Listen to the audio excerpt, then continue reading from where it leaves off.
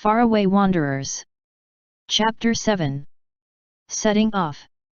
When Zhou Zisha made Zhang Chengling pass out, he did it out of fear that the boy would harbor too many bad thoughts. Calming him down was a necessity. There was barely any force to it, so the boy woke up not long after the strange Wen Kexing arrived. He opened his eyes, dazedly staring at the ceiling as if his soul had left the body. Until yesterday he was still the Zhang's young master, pampered by many even when his tutor told him that he was utterly stupid and useless, even when his martial art teacher was secretly disappointed that he was just bad mud, unable to plaster walls. His life was happy and content.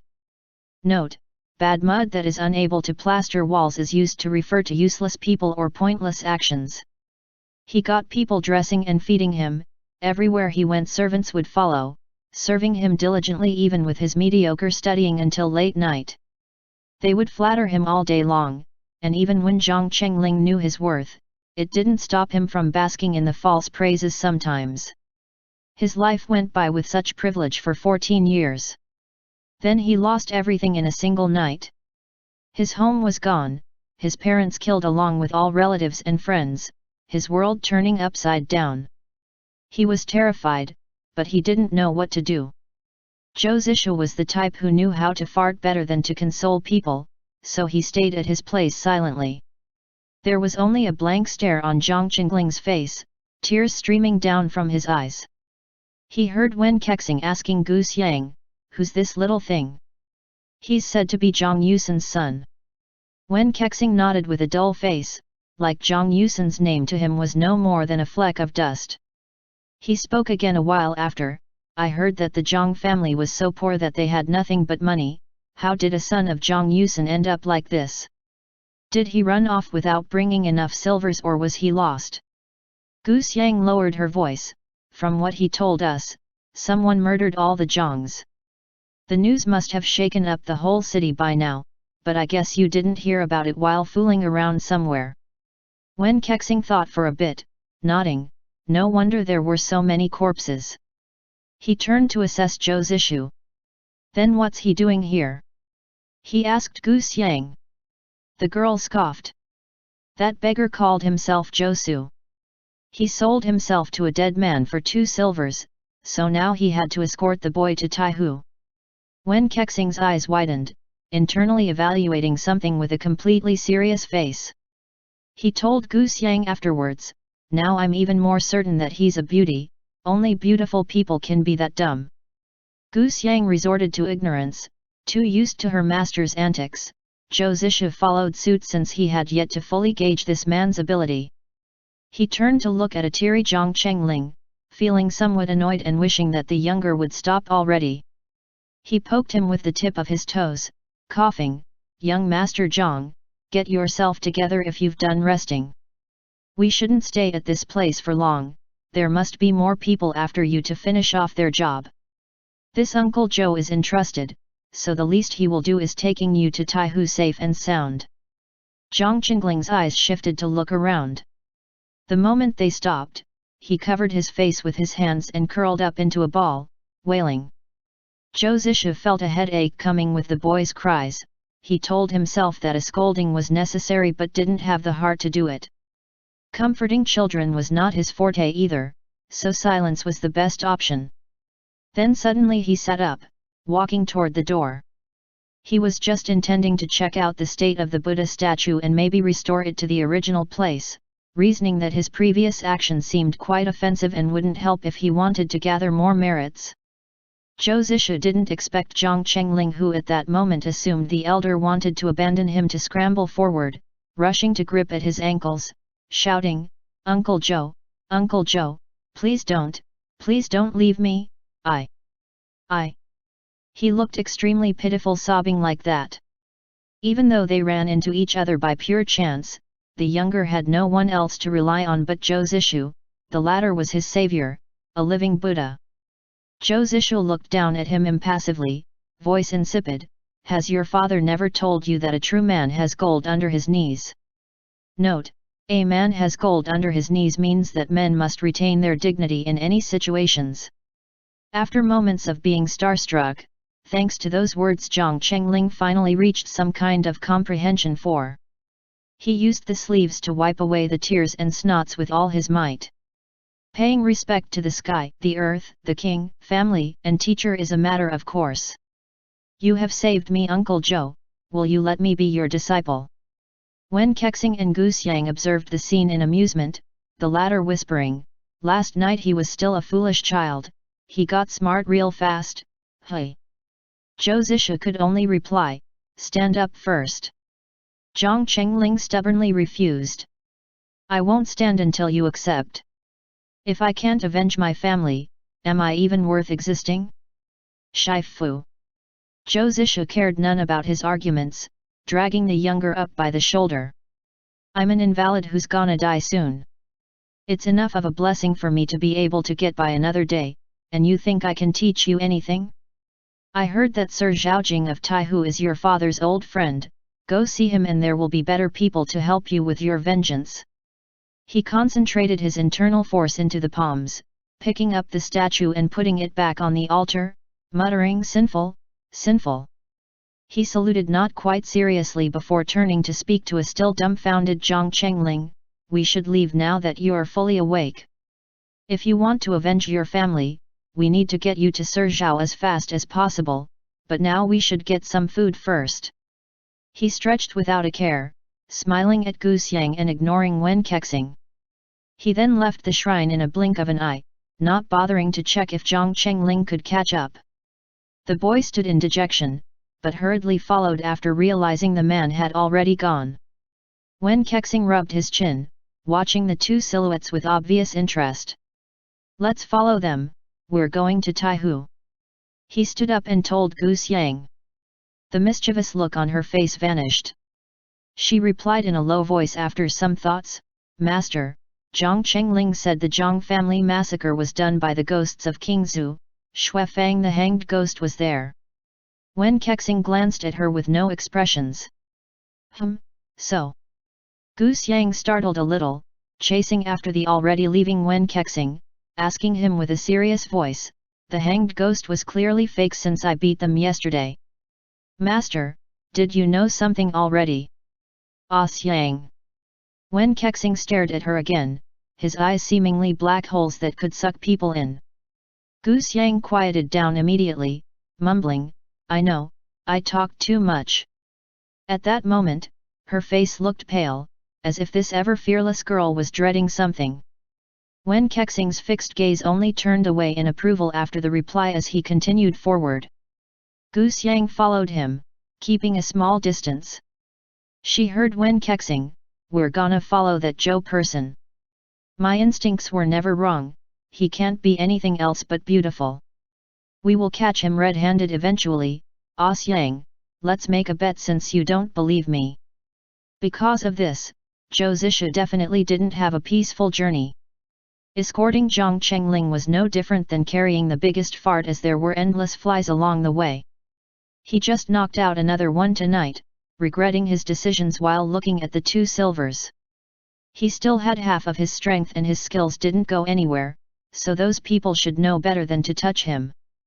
But the nails made things unpredictable, resulting in his annoyance at the endless torture from both the pain and the flock of scums attacking at every minute, not to mention the pair of master and maid who kept trailing behind them for no reasons. He could throw them off the track with ease had he not been accompanied a small burden. In addition, the mysterious Wen Kexing had some talent to him. There were many times Zhou Zisha managed to leave him behind only to end up seeing the terribly punch-inviting face just half a day later. Zhou Zisha quietly dragged another assassin's body outside before returning to their room to meditate. Zhang Chengling noticed nothing, still deeply asleep with his nonsensical dreams. During the past days they were traveling together, he found out that this boy didn't display any stuck-up behaviors. The wailing child of before seemed to have disappeared completely, like he was forced into maturity. He didn't complain even when they going at a very slow pace, obeying Zhou Zisha's every word, being generally very honest and sincere. His only shortcoming was the inability to stop calling the elder Shifu, no matter how much he had been corrected. Zhou Zisha eventually gave up, believing that after dropping the boy off in Taihu for the Zhaos, he would leave immediately to travel to anywhere he wanted. He had it all planned out already. After seeing the famous mountains and lakes, he would go south rather than north, as there was a friend in Nanjing to whom he hadn't paid a visit. He had to at least see them and have a drink together before descending to the underworld. Suddenly, the young man on the bed tossed and turned violently, drenched in sweat. He was like that almost every night. During the day he was calm on the outside with thoughts of vengeance and regaining mental stability, but memories of that fated night had become nightmares, not letting him go. Zhou Zisha sighed, shaking him awake. Jiang Chengling let out a cry and sat up, eyes blank. He only reacted after a good time had passed, murmuring at Zhou Zishu, "Uncle Zhou. I didn't mean to do that." He was so young and inexperienced that even his bloodshot eyes retained an innocence that was way too familiar. Zhou Zishu was instantly reminded of someone he knew in the past. The one whose only wish was to wander everywhere in Jianghe with him. He couldn't help but sit there in a daze. Jiang Chengling spoke cautiously. "Uncle Zhou, I didn't mean to wake you up, I just dreamt of my father." His lips quivered, pale. I can stop sleeping if it's a problem." Zhou Zishu patted his shoulder, voice unintentionally tender. "It's all right, sleep all you want. I'll wake you if there's a nightmare." Jiang Chengling made a noise in reply, crawling back under his blanket, fingers still unconsciously holding onto Zhou Zishu's sleeve. The man stared down at it meaningfully. There was awkwardness in Jiang Chengling's smile when he retracted his hand. At that moment, from a place seemingly not far away, there was someone making a twang sound with the strings of their zither. Jiang Chengling felt that sound as if feeling a lightning snapped right next to his ears, even his organs seemed to tremble. Pain started afterwards, and he cried out loud, clutching at his chest desperately. End chapter. Faraway Wanderers. Chapter 8. Moonshade. The sound made by the zither was incredibly thin, like a binding spider web coming from every direction, carrying deadly treacherous intentions. Gu Xiang also felt the insides of her body churning at the sound, but she was quick to assess the situation, immediately forcing herself to calm down. Wen Kexing, who was just sleeping on the bed moments before, had already woken, standing by the window silently. Moonlight veiled over his face, softening his features. His eyes didn't blink, staring pointedly at somewhere in the dark. His shadow stretched long behind him. He remained unmoved, expressions flitting between blankness and mirth, creating the image of a detached but mystifying stone statue. Under the cover of the night, his dangerous aura was set free without restraint. He looked like a ghost empty of human emotions. Gu Xiang was smart enough to cover her ears the moment she sensed something abnormal, trying her best to block the sound coming from outside. She sat up straight, finally getting rid of the nausea after minutes of meditation. Wen Kexing's slender fingers brushed over the window bars, letting out a low laugh.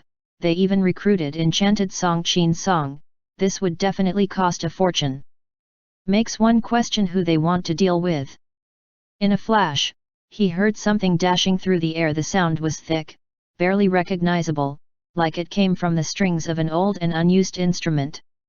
There was also another person flinging tiny rocks into the endless night sky. There was almost no sound to the flying objects, but those elusive rocks managed to cut off the never-ending zither's song in such a subtle way, not unlike how one threw a stone into the water, instantly creating ripples that spread to places no one could see or catch. As expected, the song halted. Wen Kexing leaned on the window to listen attentively, his eyes closed. The corner of his lips lifted into a smile. The zither resounded again all of a sudden, the strength carried in the song rivaling floods and giant beasts. Its user seemed to have resorted to the killing move. Practically at the same time, an ear-piercing noise was unleashed from the room next door. It seemed to come from a flute, but normally flutes would never make sounds that sharp, so sharp to the point it felt like they could tear something apart. A battle broke out between the intense flute and the demonic zither with implausible reflex from both sides. The zither strings split in a blink of an eye. The world was plunged into silence afterwards. Wen Kexing still stood where he was, shaking his head and mumbling, "Our predecessors have never been wrong, it's inevitable for a swordsman to die by a sword." Gu Xiang let out an exhale after everything had passed, wiping the cold sweat on her forehead. "Say, Master, is that Qin? Qin something dead?" Wen Kexing's voice was gentle, "Even if he's still alive, all of his meridians have been broken, he's useless now. Death would be a happier fate for him." He suddenly pushed open the window, speaking to Gu Xiang with an even lower voice than before, as if not wanting to disturb something. "Listen, Ah Xiang, life will always be fascinating.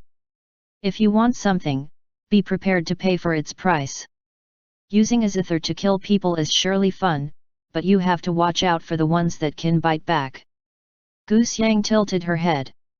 "When will they bite back?" Wen Kexing was patient. "When they're stronger than you." The girl nodded, asking again after mulling the thought over, "Why do you have to compete with someone stronger when you can just pick on weaker ones instead?" He turned his head to look at her. Being backlit by the moon, the man's whole body seemed to bathe in silver light, his expressions getting harder and harder to read. After a good while, he replied, "Or you can pick on no one and be a good person like me." When good person Kexing then left through the window, leaving a speechless Gu Xiang behind staring after him. Zhou Zisha's situation was not exactly ideal either. He made this flute during the journey out of boredom with very poor craftsmanship, the notes were not right, the tuning all over the place, so he never got around to using it. He didn't expect it to be useful tonight. A big crack appeared after a single use. It was fortunate for him to have been able to manipulate the opponent into giving it their all, because only then did he succeed in delivering the killing blow. The results would have been very different otherwise. Jiang Chengling looked like he had just been fished out of the water. Since the boy wasn't competent enough, even though Zhou Zishu had helped cover his ears, the zither's sounds still left him with internal injuries. His face was as blanched as paper after throwing up. Zhou Zishu was worried that he was too young and weak to meditate on his own, so he put his palms on the younger's back, lowering his voice, "Concentrate." Then he used his inner force to assist the boy, only retracted after his complexion looked a little better. His own body was drenched in sweat. It was a blessing that they were very close to Taihu now, he mused, or else he would feel incredibly humiliated for almost not carrying out the mission that he had promised to do. Having never done any good deeds for a large portion of his life, he couldn't fail the very first one, that would probably cause bad luck. In Jianghu, there was next to no one who possessed as much information as him, Tianquang's former leader. He knew exactly who the person he fought was the moment they went head to head. Legends had it that enchanted Song Qin Song was a eunuch who loved to dress as a woman. The colorful clothes he wore forewarned people of his poisonous nature. Thanks to the fact that he could murder people without a trace, he was very valued. His principle was that the more he was paid, the more loyal he would be to that person. Since silence had fallen, Zhou Zishu surmised that he was either dead or very close to it. Had he been as powerful as before, he would have finished the other off, but now only half his life was left, so there was no certainty of success. Besides, that might be too cruel. He then heard the sound of clapping outside and someone praising, "How emotionally provoking this nighttime melody has been, how would anyone not miss their hometown after listening to it? Brother Joe has blended the sound of flute and zither beautifully under the moon and stars tonight, this talent, this elegance must belong to a beauty only." He had never seen anyone talking this much rubbish. Zhou Zishu thought about how he didn't notice the other standing outside the window at all. Someone this unpredictable would be hard to deal with even when he was at his best. He could only think of 3.5 people who possessed such power. It would be foolish to ever offend any of them. He inhaled, opening the window, pointing at his sickly face with the deadly pale skin and dull eyes. "This beauty?" he asked. Wen Kexing choked, glancing at the visage, which was not too unpleasant but not something people would want to look at twice, either. He turned to watch the moon after that. Zhou Zishu lifted his legs to sit on the window sill, following the other's gaze. The full moon was especially bright tonight, the moonlight was cold like water and the ground looked like it's covered in mist. Zhou Zisha wondered who Wen Kexing was among those dangerous 3.5 people. On the other hand, he was also unsure about the man's motives for following him. The confusion only grew the more he thought about it. He felt a particular aura from this man that suggested they might be birds of a feather, the other would definitely not do something if it didn't benefit him. He was following another man, or, he actually was following Zhang Chengling to Taihu, there must be some kind of plan behind this. After lots of thoughts without any solid conclusions, he scoffed at himself. Old habits died hard. He looked down to Wen Kexing studying him enthusiastically, smiling, if Brother Wen is really curious, how about making me shed my skin to see the flesh inside? Wen Kexing raised his brows. Fine by me. His hands were at Zhou Zisha's face barely after the word fine was uttered. But the latter was prepared, leaning backwards, one leg raised to kick at Wen Kexing's wrists. In just seconds, there were so many moves traded back and forth they would make any onlookers dizzy. Zhou Zisha felt like he was at a disadvantage since his position on the windowsill limited lots of movements. He ducked down to dodge another move, jumping down. However, the night was not a good time for him, and in addition to the previous torment, a nail caused intense pain at that moment, making him slow down. Wen Kexing's palm was close to his torso out of nowhere, but the man suddenly stopped before he was hit with his strength. Zhou Zisha looked down to glimpse at the palm that was almost touching his chest, his expression calm as ever. He smiled, "Thank you Brother Wen for having mercy on me." He was interrupted by that very palm reaching up to touch his face. Wen Kexing didn't stop there as he slowly caressed with his fingers, seemingly wanting to determine if it was really human skin. Zhou Zisha didn't get to step back before Gu Xiang, having heard the noises, looked down from the window and pulled her head back inside almost immediately, exclaiming, "Oh my, how rude of me." Correct, exactly what he was also thinking. Wen Kexing stood very close to him with a serious face. The seriousness turned ambiguous under the moonlight, giving one the impression that he was actually being rude. Gu Xiang didn't bother to be quiet. "Oh man, I'm going blind, I'm going blind." Zhou Zisha quickly coughed, stepped a long step away, calming himself down. He found this situation both hilarious and embarrassing. "Did Brother Wen see what my face is made of yet?" "Human skin." Wen Kexing replied after moments of pensiveness. Zhou Zisha seemed to agree without thinking. Wen Kexing stared at his hands. "Strange." "How strange?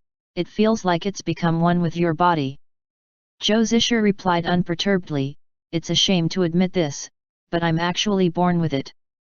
Were there another person observing excluding Gu Xiang, of course they would definitely came to the conclusion that one of these two men was a lunatic. Wen Kexing felt a bit out of his depth, looking at Zhou Zisha one last time before leaving, not to his room but somewhere outside. Gu Xiang stuck her head out again, rolling her eyes while beaming, "Hey, Master must be unable to accept reality at the moment, bet he's gonna visit his pretty friend at Golan Bordello." "It's good that he's gone, everyone can prepare for sleep now." There was a considerable distance between them and Wen Kexing, but without looking back, his voice was still delivered to Gu Xiang directly and clearly through the air. He said, "What did you just say, Ah Xiang?" Gu Xiang gave in, just breaking wind. Then she quickly went back inside as if wanting to keep the reply to herself. Only then did Zhou Zisha exhale, releasing the tension from his body. Gritting his teeth, he leaned onto the wall without making any sounds. It was fortunate that his pain came in phases and bursts. He waited until feeling a little better to pull himself together before getting back inside. Tonight seemed to be longer than usual. 3 days later, Zhou Zisha and a Zhang Chengling who became surprisingly thinner after just a few days reached Taihu. He knocked on the door, but before he got to explain anything, the butler stared at Zhang Chengling, crying out, are you Chengling? Are you really Chengling?" Then he turned his head to yell at the servants, "Go inform Sir, quickly, young Master Chengling is here." Young Master Cheng Ling is still alive. A short time passed by until Sir Zhaojing of Taihu was at the door to greet them himself. Zhang Chengling fell onto his knees. It seemed like the news had spread everywhere. They stood there crying together before making a fanfare out of escorting them inside. Finally his ancestors would no longer be haunted. Zhou Zisha mused being a good person was really exhausting. End chapter. Faraway Wanderers. Chapter 9. In the Woods.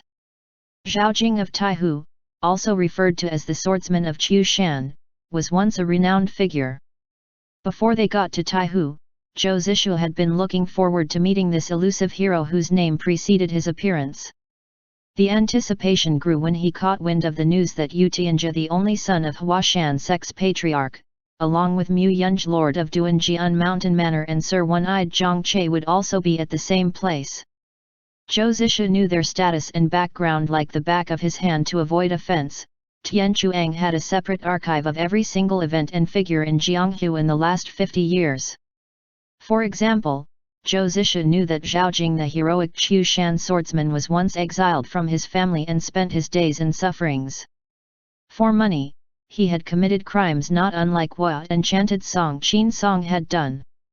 He only started using his real name Zhaojing again at 27, marrying the only daughter of the Feng family that owned Taihu, using nepotism to build wealth.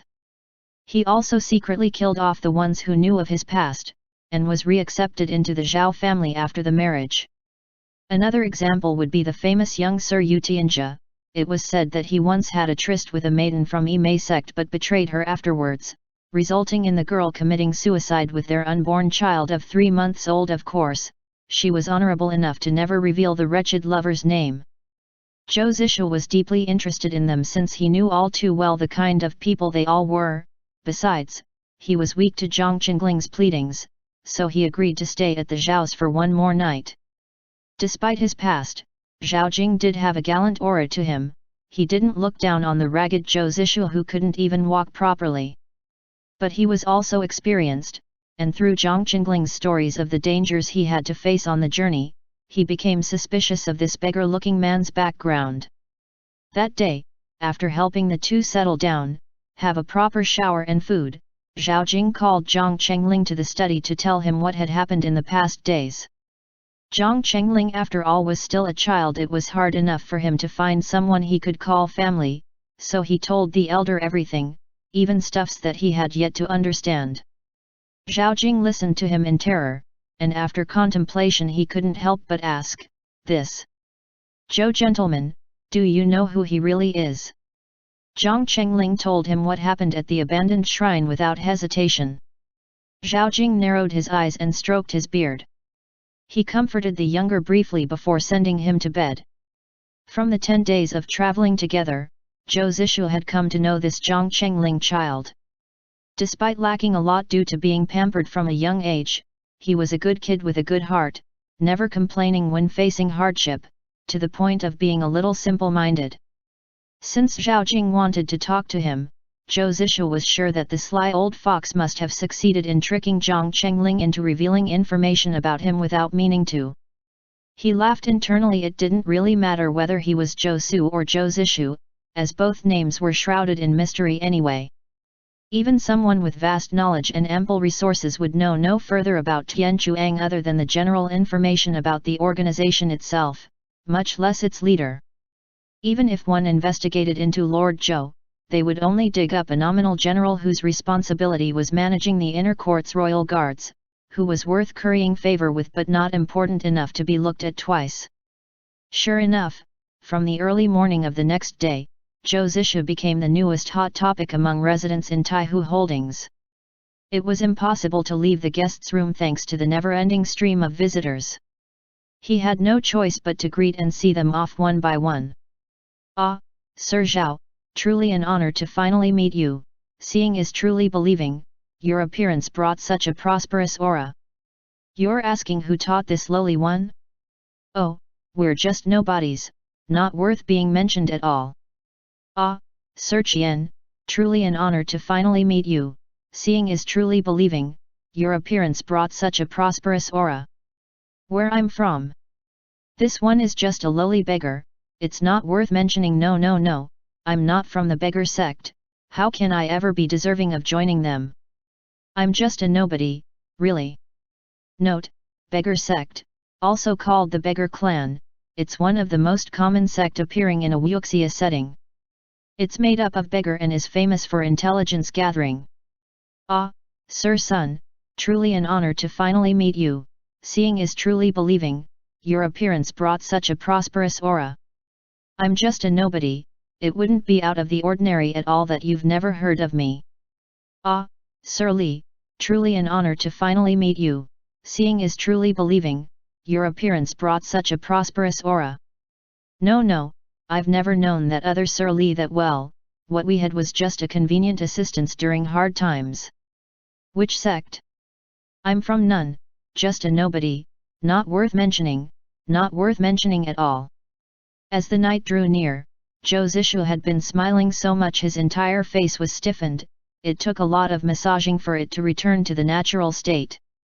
He knew deeply in his soul that complete paralysis wouldn't be far away if he had to suffer one more day of this, so he immediately planned to leave. Considering the insistence in the inquiries about other people's business, these Jianghe heroes were no better than nosy gossipers at markets. It was as if they wished they could have just stick their head into others' house and use their eagle eyes to scan over anything and everything, seeing under the skin to determine if this was a human or a ghost. If one said they were from one of the 8 big sects and was a disciple of this blah blah blah person, the other one could reply that oh, truly an honor to finally meet you, my Shishu and your master knew each other way back. Otherwise, they would be considered an outsider, and their character needed more time to be judged. It was night time. Under the waning moon, Zhou Zishu opened his eyes. He had been sleeping early since now was the time for the nails to cause troubles. But the pain was nothing too serious, he just needed rest. He stood up, hesitating a little, it was admittedly rude to leave without saying goodbye. He left behind 2 letters, one for Zhang Chengling, saying mountains are still green, waters will still flow long and far. An incredible satisfaction washed over him after writing the note, as he felt like he had finally embodied being a Jianghe wanderer now. The other letter was for Zhaojing with one mere sentence, ever grateful for the welcoming stay. Note, means that there is still lots of time for Zhou Zishu and Zhang Chengling to meet again. He placed them under the teapot before gracefully jumping onto the roof. On the roof was a small dragon Li cat strolling. It felt a fleeting shadow and halted in alert, eyes wide, but didn't see anything else. Tilting its head in confusion, the cat ran towards the kitchen. Note, Dragon Li cat, a Chinese breed of domestic cat. Zhou Zishu left the zhaos without a sound. He was sure that no one had noticed, so never would he have imagined that there was someone seemingly having predicted his moves and was already waiting for him in a small forest only a mile away from the holdings. Zhou Zishu felt annoyance creeping up the moment he glanced at that person. He saw Wen Kexing saluting him smilingly. Ah, how coincidental, brother Zhou. Seems like we are fated after all, only soulmates would keep crossing paths under the moonlight like this. Zhou Zishu smiled back, truly coincidental isn't it, brother Wen? Coincidental my ass, you pestilence, he thought. He tilted his head, asking after not seeing Goose Yang, young Miss Goose not here. Wen Kexing gave a straightforward answer, that little girl is an inconvenience, she walks too slow, she'll only be in the way while I'm looking for this important, elusive figure that is, you. The smile freezed on Zhou Zishu's face. He stared at Wen Kexing, then spoke after a good while, if this useless one was an important figure, then what would become of Monk Gu of Mount Chongming, the Poison King of the Southern Sea's Guanyin Palace, or the Ghost Lord of Kingsu Ridge? Wen Kexing stared back meaningfully. Monk Gu cares none for the mortals, all he seeks is the path of cultivation. The Poison King is said to have blended into the vast world of Jianghu, it'd be a hard feat to find him, and the Ghost Lord is no less ambiguous. Never have I got the chance to meet this one, as for whether he's human or not, it's a story for another day. They looked at each other after that, smiles carrying malicious intentions. Zhou Zisha was the first to turn his eyes away. Zhou Mao is merely a passerby, why is it that everyone have their eyes on me? Note, Mu, is an old-fashioned honorific used to refer to oneself in a formal manner. Wen Kexing replied with a manner not unlike when one reunited with an old friend during a spring hiking. Then why doesn't brother Zhou stay with the Zhaos for a while longer? Taihu is popular for its pretty scenery, why must you leave this soon without looking around a bit? This useless one has already experienced Taihu's incredible view, staying will only create unnecessary inconveniences for Sir Zhao. Not to mention we don't know each other that well, I did the favor for 2 silvers, it's not worth risking my life for them. Zhou Zisha paused before adding, escorting the young master Zhang is purely for gathering merits, so that I won't have to endure any tortures in the underworld after death. That's all to it. Gathering merits. Wen Kexing repeated in agreement somewhat, head nodding, correct, brother Zhou truly shares the same mind with me, and as only beautiful people can do that, it is clear. Zhou Zisha's temples throbbed at it is clear, he was about to interrupt when suddenly, a piercing scream was heard deep inside the forest behind Wen Kexing. They both temporarily stopped. Wen Kexing pointed to the direction of the scream, see, my dear soulmate, another chance for merit gathering has appeared. Zhou Zisha showed hesitation, but eventually decided to go towards the direction of the sound, grudgingly replying to the other at the same time, eye problems are very serious, brother Wen, you should look for a physician soon. Wen Kexing followed close behind. Zhou Zisha's Qinggong had reached the stage where he could travel without leaving any traces, but the other man was able to keep up with him without fail, always keeping a small distance. Normally, one would stay silent during the traveling, so as not to lose their vital energy, but Wen Kexing didn't seem to mind it. Brother Zhou is very correct, I do have to see some famous physicians whenever I have the chance to get treated properly. Up until now I'm still unable to find any mistakes in brother Zhou's disguise, what awful eyesight I have and I'm not even that old yet, how shameful, shameful. Note, Qinggong is a Chinese martial art technique, often portrayed in wuxia fiction as the ability to move lightly and inhumanly fast, such as gliding on the water surface or traveling through the air without any external help. Zhou Zisha really wanted to get rid of those eyes that were supposedly getting worse every day.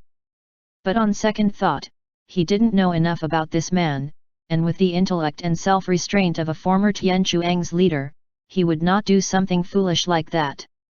With an incredible speed, soon enough they reached the deeper part of the forest. There they saw a corpse. The person died a ghastly death, dressed in black clothes, their mask fallen to both sides, revealing wide-open eyes. Zhou Zisha felt a sense of familiarity before he even got to see the body clearly, so he bent down to inspect further. He couldn't help but frown afterwards, isn't this Sir Mu, Lord of Duanjian Mountain Manor? Just this morning he was rambling to no ends for an hour, no one could have thought that he also became a night owl like Zhou Zisha, then a dead owl, unfortunately. Wen Kexing approached as well, rubbing his chin with interest. Moonlit night, black clothes, it's possible that. Zhou Zisha turned to the other, ready to hear his deductions.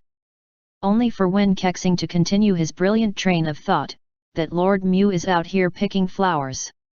Note, slang for sexual harassment. Zhou Zisha turned away, face expressionless, internally praising himself for keeping his composure. There was no trace of blood on Mu Yunja's body or beside him, but his lips had gotten bluer. Zhou Zisha, after some thought, opened the front of his shirt. On his chest was only a black mark in the shape of a hand. End chapter.